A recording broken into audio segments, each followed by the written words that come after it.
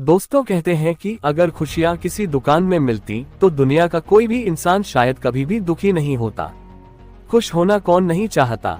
दरअसल खुशी को हम इधर उधर खोजते रहते हैं, पर असल में वह हमारे भीतर ही होती है।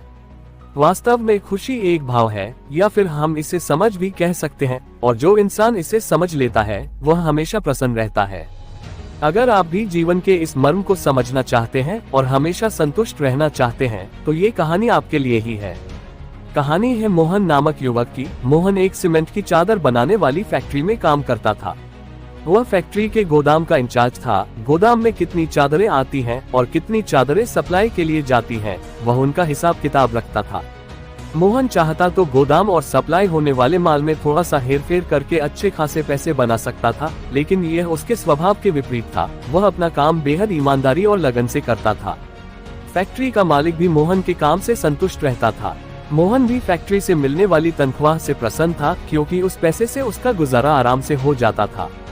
बस ऐसे ही दिन गुजर रहे थे। एक दिन मोहन अपने काम पर नहीं आया। उसके न आने से फैक्ट्री के काम में रुकावट उत्पन्न हो गई। न जाने क्यों उस दिन फैक्ट्री का मालिक मोहन के बारे में काफी देर तक सोचता रहा। उसके मन में यह विचार आया कि यह आदमी इतने दिनों से अपना काम ईमानदारी से कर रहा है, मैंने कब से इसकी तनख्वाह भी नहीं बढ़ाई। पता नहीं इतने पैसों में इसका गुजारा कैसे होता होगा। फैक्ट्री के मालिक ने सोचा कि अगर इस आदमी की तनख्वाह बढ़ा दी जाए तो यह और मेहनत वो लगन से काम करेगा। फैक्ट्री का मालिक बेहद संवेदनशील इंसान था। उसने मोहन की तनख्वाह बढ़ा दी। मोहन को जब महीने के आखिर में बढ़े हुए पैसे मिले तो वह हैरान रह गया। वह कुछ बोला नहीं, उसने चुपचाप पैसे रख लिए। इस बारे में न तो मोहन ने फैक्ट्री मालिक से कुछ कहा और न ही फैक्ट्री मालिक ने उससे इस बारे में कोई बात की। धीरे धीरे बात आई गई हो गई। ऐसे ही 3 महीने गुजर गए। एक दिन मोहन फिर काम से गैर हाजिर हो गया। ये देखकर फैक्ट्री मालिक को बहुत गुस्सा आया। वह सोचने लगा, कैसा कृतघ्न आदमी है। मैंने इसकी तनख्वाह बढ़ाई, पर न तो इसने धन्यवाद दिया और न ही अपने काम की जिम्मेदारी समझी। इसकी तनख्वाह बढ़ाने का क्या फायदा हुआ। यह आदमी सुधरेगा नहीं। और उसी दिन फैक्ट्री मालिक ने मोहन की बढ़ी हुई तनख्वाह कम करने का फैसला कर लिया। ऐसा फैसला लेते हुए फैक्ट्री मालिक का मन भीतर से कचोट रहा था, पर मोहन के व्यवहार से वह बेहद दुखी था। इसलिए उसने मोहन की तनख्वाह घटाकर फिर से पहले जैसी कर दी। महीने के आखिर में संतोष को फिर से वही पुरानी तनख्वाह दी गई। मोहन ने तनख्वाह के पैसे गिने और चुपचाप उन्हें जेब में रख लिए। फैक्ट्री का मालिक उस समय खजांची के पास ही बैठा था। मोहन ने उससे कोई शिकायत नहीं की। वह चुपचाप अपने घर जाने लगा। ये देखकर फैक्ट्री मालिक हैरान रह गया। उसने मोहन को आवाज लगाई और उससे पूछ बैठा, बड़े अजीब आदमी हो भाई। जब मैंने आज से 3 महीने पहले तुम्हारे गैर हाजिर रहने के बाद तुम्हारी तनख्वाह बढ़ा दी थी, तब भी तुम कुछ नहीं बोले, और इस महीने जब मैंने तुम्हारी गैर हाजिरी पर तनख्वाह फिर से कम कर दी, तुम फिर भी खामोश रहे।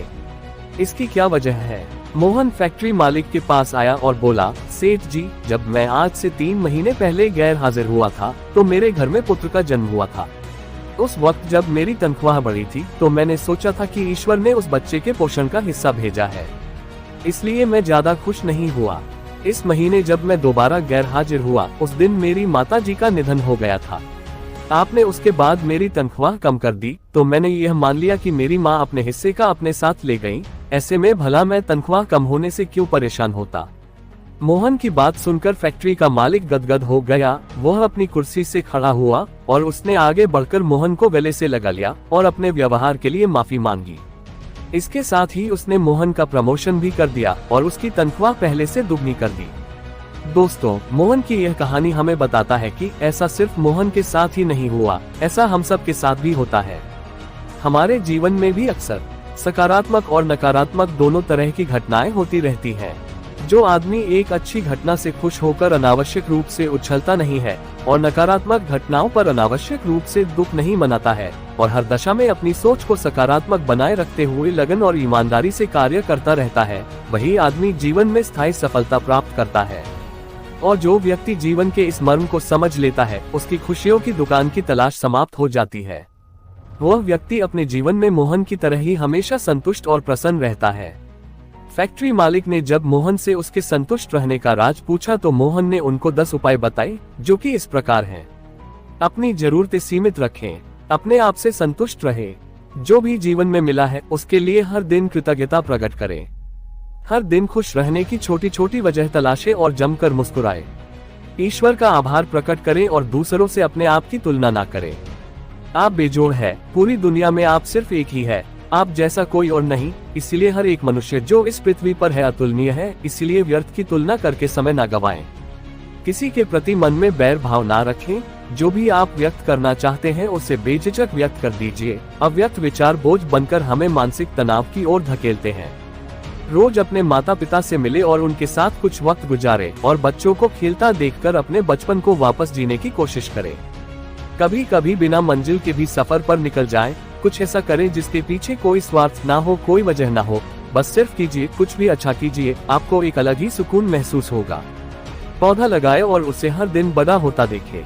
और अंतिम बात, हमेशा अच्छा बोलिए और प्रयास कीजिए कि जो भी आपसे मिले वह विदा लेते समय आपकी अच्छी यादें अपने साथ लेकर जाए। संतुष्ट जीवन जीने के लिए हमें अपने जीवन में बस इतना सा ही करना है। वैसे तो कहा जाता है संतोषी सदा सुखी, यानी कि संतोष कर लेने वाला हमेशा सुखी रहता है, उसे दुख परेशान नहीं करता है। संतोष का मतलब इंद्रिय सुख, धन रूपी मोह के प्रति संतोष की बात कही गई है। बड़े बुजुर्ग अक्सर एक बात कहते थे कि गोधन, गजधन, वाजिधन और रतन धन खान। जब आवे संतोष धन, सब धन धूरी समान। सभी धन से संतोष धन श्रेष्ठ है। इसके सामने सब तरह के धन धूल के समान है। संतोष अर्थात सभी सुखों का दाता। संतोष का गुण ही जीवन में सुख शांति लाने की उत्तम औषधि है। और कहा भी जाता है, जिस मनुष्य के पास संतोष रूपी गुण है उसे पानी की बूंद भी समुद्र के समान प्रतीत होती है, और जिसके पास ये गुण नहीं उसे समुद्र भी बूंद के समान प्रतीत होता है। कबीरदास जी कहते हैं, चींटी चावल ले चली, बीच में मिल गई दाल। कहत कबीरा दो ना मिले, इकले दूजी दाल। अर्थात एक चींटी अपने मुंह में चावल लेकर जा रही थी। चलते चलते उसको रास्ते में दाल मिल गई। उसे भी लेने की इच्छा हुई, लेकिन चावल मुंह में रखने पर दाल कैसे मिलेगी। दाल लेने को जाती तो चावल नहीं मिलता। चींटी का दोनों को लेने का प्रयत्न था। चींटी का ये दृष्टांत हमारे जीवन का एक उत्तम उदाहरण है। हमारी स्थिति भी उसी चींटी जैसी है। हम भी संसार के विषय भोगों में फंसकर अतृप्त ही रहते हैं। एक चीज मिलती है तो चाहते हैं कि दूसरी भी मिल जाए, दूसरी मिलती है तो चाहते हैं कि तीसरी मिल जाए। ये परंपरा बंद नहीं होती और हमारे जाने का समय आ जाता है। लेकिन इस संसार में ज्ञान ऐसा विषय है, इस पर कभी संतोष नहीं करना चाहिए। ज्ञान के बारे में संतोष कर लेने पर आप अल्पज्ञ रह जाएंगे। दूसरा विषय है आध्यात्मिक उन्नति। आध्यात्मिक उन्नति निरंतर चलती रहनी चाहिए। संतोष कर लेने पर आप पशुवत रह जाएंगे। इसी प्रकार दान, परोपकार, सत्संग, दया आदि अनेक गुण हैं जिन्हें जीवन में धारण कर उत्तरोत्तर इनमें वृद्धि करते रहना चाहिए। इस बारे में संतोष कभी नहीं करना चाहिए। गीता में इन्हें देवी संपद कहा गया है। मानव से देवता बनने की यात्रा हेतु जो भी गुण सहयोगी है उनमें लगातार बढ़ोतरी करना चाहिए, उनके बारे में संतोष नहीं करना चाहिए। तो दोस्तों, अब तो आप समझ ही गए होंगे कि संतोषम परम सुखम। तो जीवन में संतोष को ज्यादा महत्व दीजिए, यह आपको सुखी रखेगा। आशा करता हूँ कि यह वीडियो आपको अच्छी लगी होगी। कृपया वीडियो को लाइक, सब्सक्राइब और शेयर जरूर करें। मिलते हैं अगली वीडियो में, तब तक के लिए संतोषी रहिए और सुखी रहिए।